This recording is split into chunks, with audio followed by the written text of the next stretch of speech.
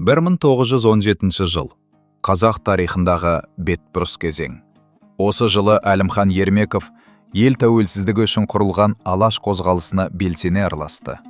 Ол өз замандастары Әлихан Бөкейхан, Ахмет Байтұрсынұлы, Міржақып Дулатұлымен бірге ұлттың ертеңі үшін күрескен ардақты зиялылардың қатарында болды. Ермеков жастарды оқуға, елді ғылым мен білімге шақырып, жаңа мемлекеттің негізін қалауға атсалысты.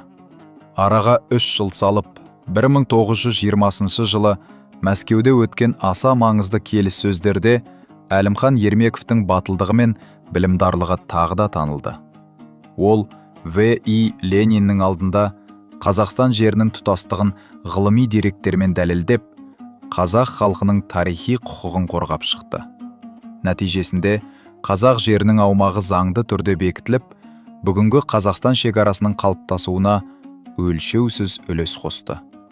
Осылайша Ермеков Алаштың арманын жалғап, ұрпаққа тәуелсіздік идеясының шынайы үлгісін